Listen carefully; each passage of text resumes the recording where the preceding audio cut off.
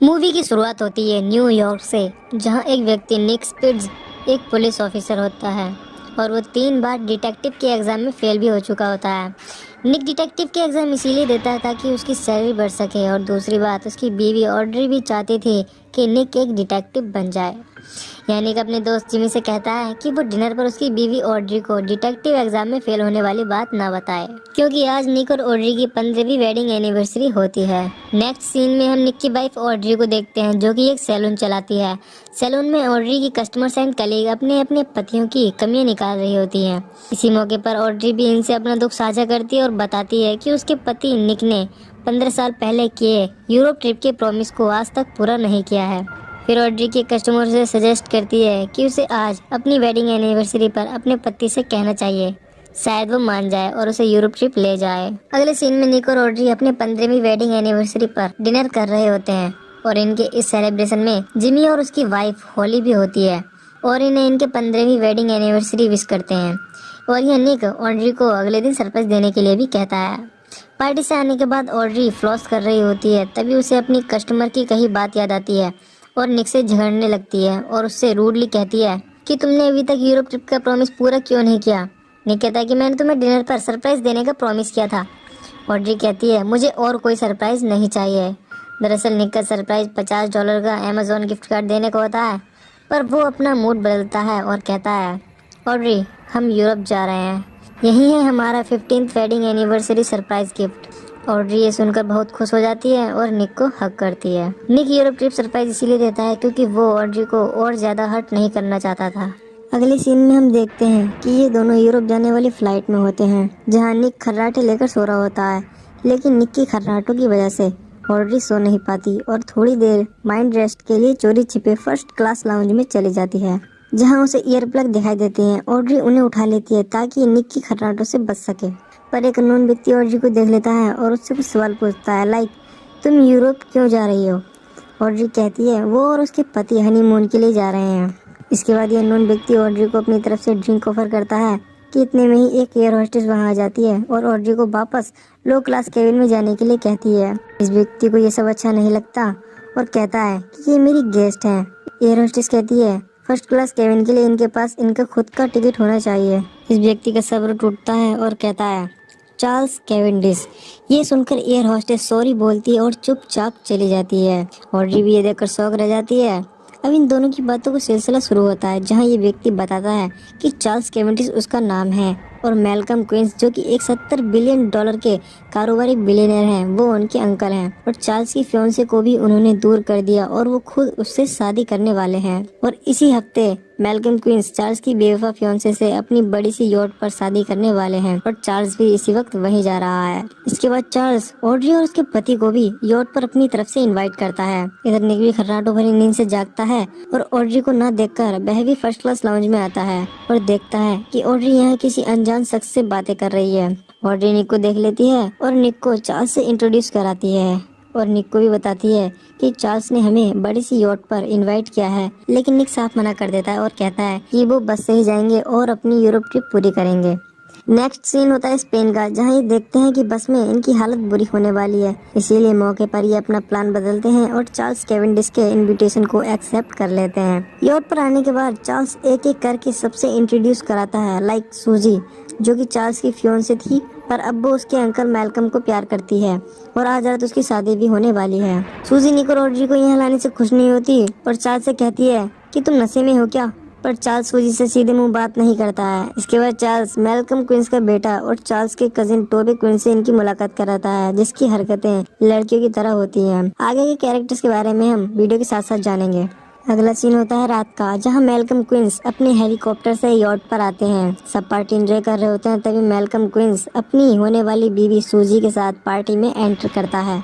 अब Malcolm quince एक बूढ़ा व्यक्ति होता है जिसका एक पाँव कब्र में होता है और वो इस उम्र में एक 23 साल की जवान लड़की सूजी से शादी कर रहा है। मैल्कम अपनी शादी पर अपनी नई बेशत भी लाता है। मैल्कम अपनी शादी के मौके पर अनाउंस करता है, लाइक चार्ल्स, जो कि मैल्कम का भतीजा है, जुआन कार्लोस, जो कि मैल्कम के पोते जैसा है, क्योंकि जुआन मैल्कम की रेस टीम का रेसर होता है और इससे पहले जुआन के डैड मैल्कम के लिए रेस लगाते थे।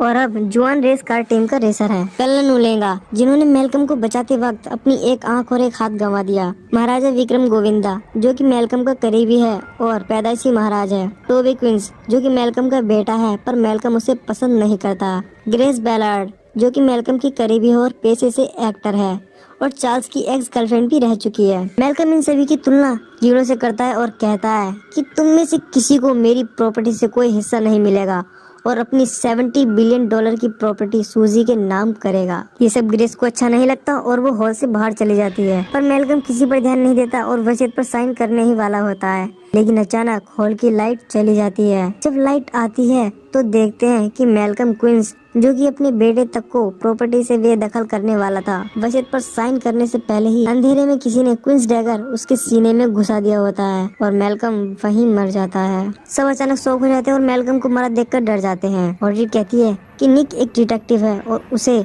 इस सिचुएशन को संभालने दो। लेकिन दोस्तों, हम जानते हैं कि निक एक डिटेक्टिव नहीं है, क्योंकि उसने अपनी बीवी से इस बारे में झूठ बोला होता है। निक यॉट के कैप्टन से इस हॉल को लॉक करके चाबी उसे देने के लिए कहता है। एक एक करके सभी मेलकम की लाश को वहीं छोड़कर अपने अपने रूम में चले जाते हैं। निक और ऑड्री भी अपने रूम में होते हैं, जहाँ निक और ऑड्री मेलकम की मर्डर पर चर्चा कर रहे होते हैं। निक कहता है कि ये खून जरूर टोबे ने किया होगा, क्योंकि वो मेलकम का बेटा है और सबसे ज्यादा नुकसान उसी का होने वाला था। तभी गनशॉट की आवाज होती है, जिसे सुन निक और ऑड्री भी बाहर जाते हैं। ये देखते हैं कि मर्डरर ने टोबी को भी मार दिया है। निक और ऑड्री सोचते हैं कि अगर टोबी भी मर चुका है तो मर्डरर कौन है। सुबह होते ही यॉट मोंटे कार्लो पहुंचती है, जहां का इंस्पेक्टर डेला क्रॉइक्स सबसे एक एक करके क्वेश्चन करता है। सभी लोगों का इशारा निक और ऑड्री पर होता है, क्योंकि मर्डर वाले दिन निक और ऑड्री ही सबसे अलग होते हैं और उसी रात को मर्डर भी हो जाता है। इसके बाद इंस्पेक्टर निक और ऑड्री को एक साथ बुलाता है और कहता है कि तुम पर मर्डर का शक सबसे ज्यादा है, क्योंकि वो यॉट पर 10 घंटे पहले ही आए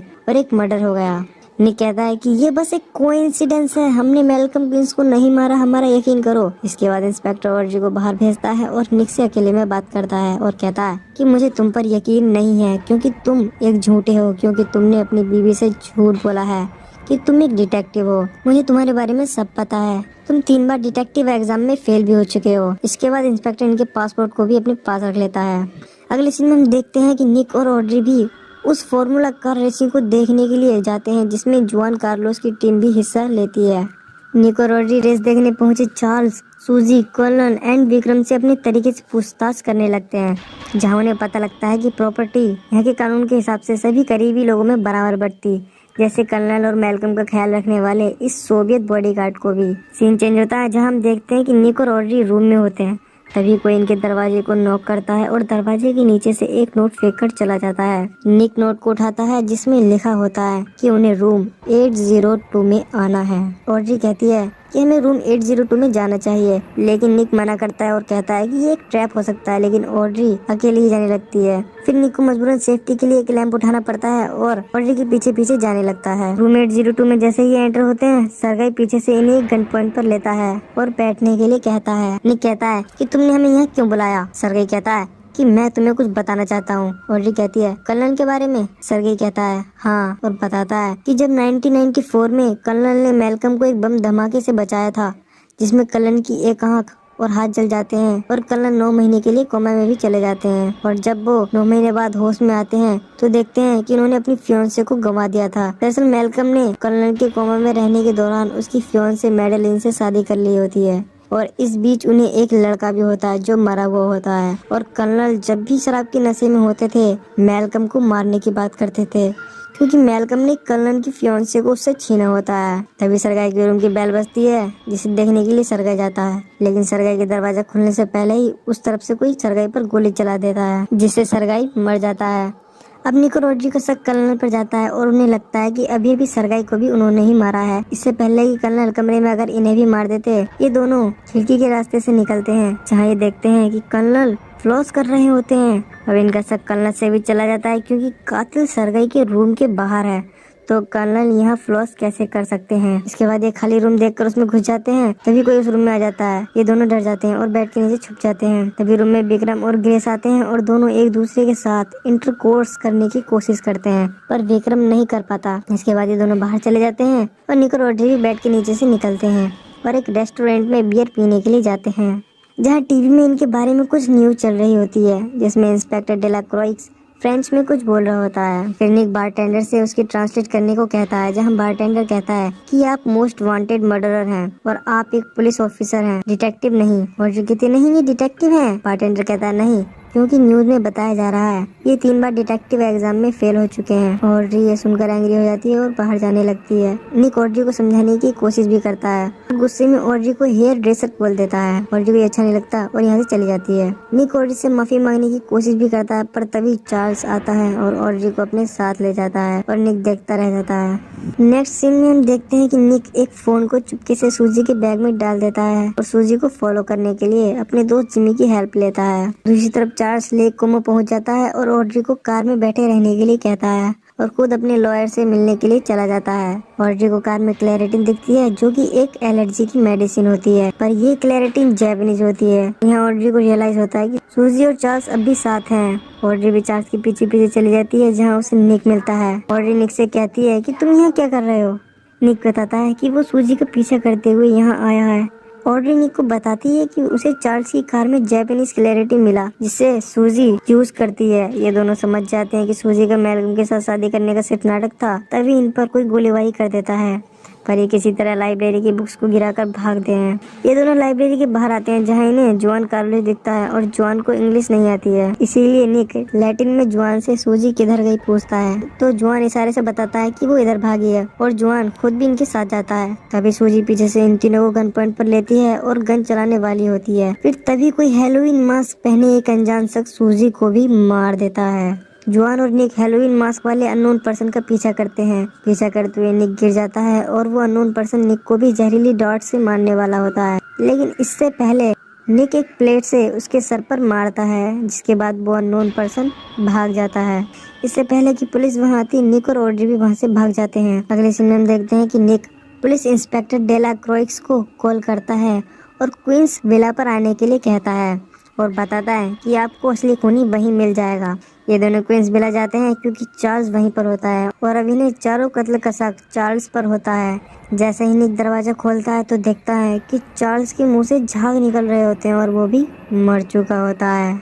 अब ये दोनों टेंशन में आ जाते हैं, क्योंकि अगर चार्ल्स भी मर्डरर नहीं है तो कौन है। ये दोनों अपना प्लान बदलते हैं और अपने कपड़े चेंज करके पूरी कॉन्फिडेंस के साथ नीचे जाते हैं, जैसे इन्हें खूनी के बारे में पता है, पर असल में इन्हें कुछ नहीं पता होता। तभी इंस्पेक्टर डेला क्रोइक्स भी वहां पहुंचता है और इन्हें अरेस्ट करने के लिए कहता है और बताता है कि उन्हें इन मर्डरर के लिए फांसी नहीं होगी, क्योंकि फ्रेंच कानून में आज तक किसी को फांसी नहीं हुई। निक और ऑड्री को कर्नल की बातें याद आती हैं, जिसके अनुसार वसीयत में कुछ भी लिखा हो प्रॉपर्टी मैल्कम के दोनों बेटों में बराबर बढ़ती। ग्रेस कहती है क्या दोनों बेटे, पर मैल्कम का तो एक ही बेटा था, टोबे।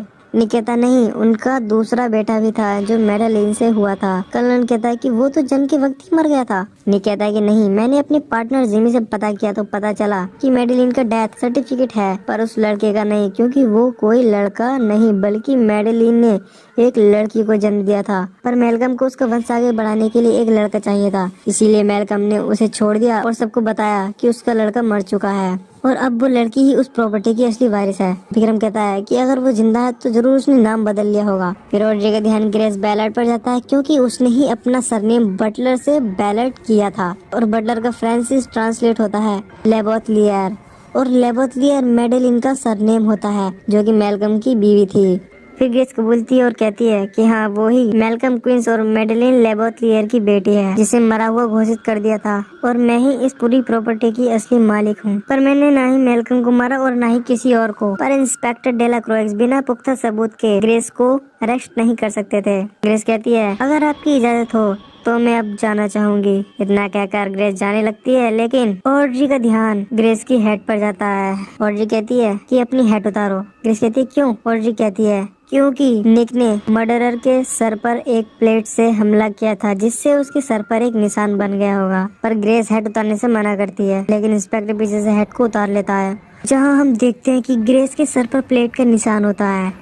ग्रेस अपनी गन निकालती है, पर जॉन कार्लोस ग्रेस की ओर बढ़ता है, पर ग्रेस उसके सर पर गन मारती है, जिससे वो बेहोश हो जाता है और ऑड्री के सिर पर गन पॉइंट करती है। लेकिन निक कर्नल की रिवॉल्वर निकालता है और ग्रेस के कंधे पर चलाता है, जिससे ग्रेस वहीं बेहोश हो जाती है। इसके बाद पुलिस ग्रेस को अपने कब्जे में लेती है। नेक्स्ट सीन में ऑड्री जॉन कार्लोस की बहादुरी के लिए थैंक यू कह रही होती है। जॉन कहता है डे नडा सेनोरा, इतना कहकर जुआन जाने लगता है। तभी विक्रम निक से क्वेश्चन करता है और कहता है कि ग्रेस सरगई को कैसे मार सकती है, क्योंकि ग्रेस और मैं सेक्स करने के 1 घंटे पहले तक साथ थे। तभी और जगह ध्यान जुआन कार्लोस की कही बात पर जाता है, टे नडा सेनोरा, जिसका इंग्लिश ट्रांसलेट होता है योर वेलकम लेडी, और उसने इस बार इसकी इंग्लिश का सही सही जवाब दिया होता है। इंस्पेक्टर डेला क्रॉस भी इस बात पर ध्यान देते हैं और भाग कर जाते हैं और जुआन को गिरा देते हैं, पर जुआन इंस्पेक्टर को पंच मारता है और उसकी गन छीनकर सिर पर गन पॉइंट करता है और सभी को बताता है कि सारा प्लान उसका है। ग्रेस तो बस एक मोहरा थी। निक पूछता है कि तुमने ऐसा क्यों किया, जहाँ जॉन बताता है कि उसके डैड मैल्कम के लिए रेस लगा देते, पर मैल्कम की सेफ्टी एंगल नजरअंदाज करने की वजह से उनके दोनों पैर चले गए और इसी का बदला जॉन ने सबसे लिया। इसके बाद जॉन इंस्पेक्टर को कार में बैठाता है और भागने लगता है। निक और ऑड्री को भी एक फरारी दिखती है जिसमें बैठकर दोनों जॉन का पीछा करने लगते हैं। ऑड्री कार की स्पीड फास्ट करती है और जॉन की कार को हिट कर देती है,